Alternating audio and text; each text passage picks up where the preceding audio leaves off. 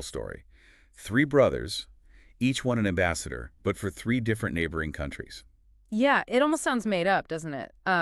Three actual biological brothers representing Somalia, Ethiopia, and Djibouti. Exactly. And you really need to think about the time period, too. The Cold War, the politics of that region back then.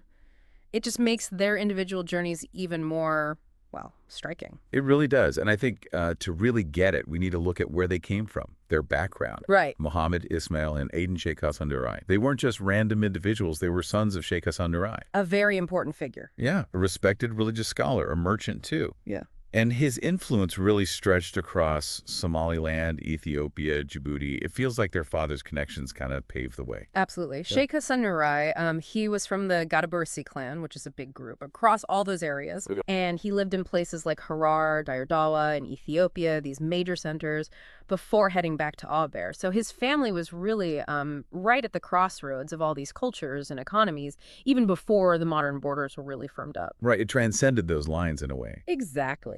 Okay, so let's dig into the brothers themselves. Muhammad Sheikh Hassan Durai, the eldest. He got involved with Somalia's foreign service pretty early on, right after independence. That's right. His first big role, it looks like, was ambassador to the United Arab Republic. That's Egypt and Syria's union. Yeah, the UAR. And that was a really significant posting for a new country like Somalia. Why specifically? Well, the UAR, even though it didn't last that long, it represented this huge push for Arab unity, pan-Arabism. Okay. So by sending their ambassador there, Somalia was basically signaling, hey, we want to be part of these bigger conversations in the Arab world, looking beyond just their immediate neighbors. It was about forging those wider connections right from the start. Makes sense.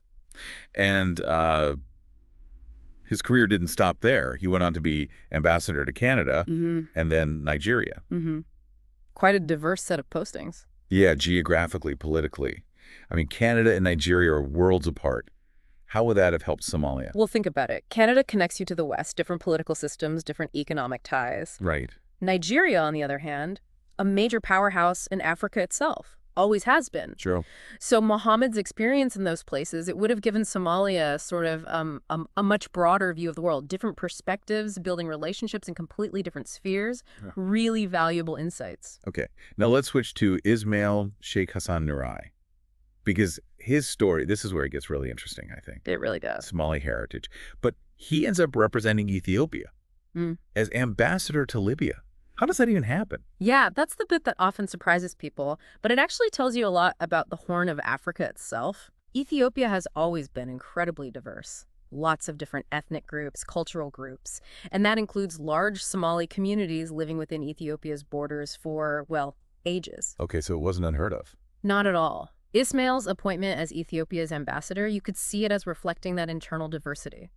It showed that Ethiopian citizens who were Somali by heritage were involved at high levels, including in diplomacy, especially in reaching out to the Arab world. And Libya at that time, this was under Muammar Gaddafi, wasn't it? Exactly. A very dynamic, very intense political climate in Tripoli then. Must have been quite the posting.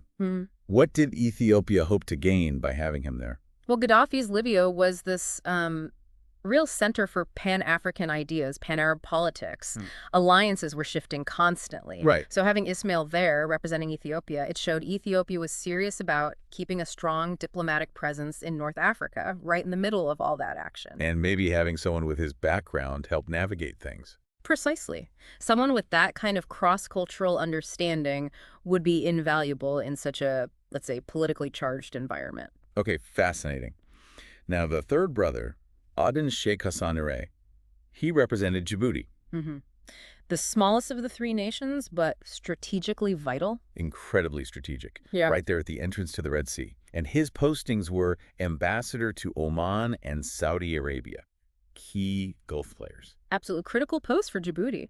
Its location is everything, for trade, for maritime security. Yeah. So Aden's job, engaging with Oman and Saudi Arabia, both major powers in the Gulf with huge economic and political weight that was vital for Djibouti's own interests. What kind of interests specifically? Things like trade deals, investment, religious connections, obviously, with Saudi Arabia, and regional security cooperation, all incredibly important for a small nation like Djibouti. So he was really punching above Djibouti's weight, in a sense, building those connections to establish Djibouti on the map. You could say that. His work really shows how even smaller countries, if they're smart about it, can use diplomacy to build key relationships and, boost their influence, protect their interests. He helped make Djibouti a recognized player in the Arab and Islamic world. Definitely. His success in building those Gulf ties was really fundamental for Djibouti's development and its standing in the region. Okay, let's just pause for a second and take this all in. Yeah. 3 brothers, same parents, Mm-hmm. each serving as an ambassador for 3 different neighboring countries Mm-hmm. at roughly the same time. It's still kind of staggering when you say it like that. It is. What does this whole situation tell us about the Horn of Africa, about identity, loyalty? It's just such an extraordinary case. And Mohammed Osman Omar, he mentioned it in his book, The Road to Zero. Oh, okay. He pointed it out as this really rare example where, personal background, family ties actually seem to cut across the political divisions. Yeah. It's a powerful reminder, isn't it? That underneath all the maps and the flags and the politics, there are these deep human connections, shared histories. Yeah, it speaks volumes about that shared heritage. Something that maybe gets lost sometimes when we only focus on the conflicts or the differences between Somalia, Ethiopia, Djibouti. Exactly. Their story, really, it becomes this symbol of leadership that wasn't just confined to one nation, one identity. It feels like they embodied maybe a deeper sense of the region being interconnected. A kind of regional understanding almost. Perhaps, yeah. Based on the information we have, it points towards that kind of legacy. So as we wrap up this deep dive, I think the main thing that stands out is just how inspiring this story of the Ambassadorial brothers is. Definitely. In a part of the world that, let's be honest, has seen more than its fair share of complexity, of division, their lives really offer this glimpse of unity. It's a powerful testament, yeah. And it makes you think, doesn't it? How their story could maybe inspire people today.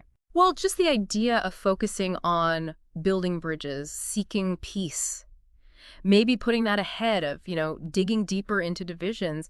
It's a lesson that applies way beyond the Horn of Africa, really. That's very true. A universal message, perhaps. Mm-hmm. And maybe that leaves us with a final thought for you, the listener. Just consider how much those individual connections, that shared background, how much that can still matter today in navigating, global politics, even now. Yeah, it's a legacy worth thinking about, how personal ties can sometimes weave through the political tapestry in unexpected ways.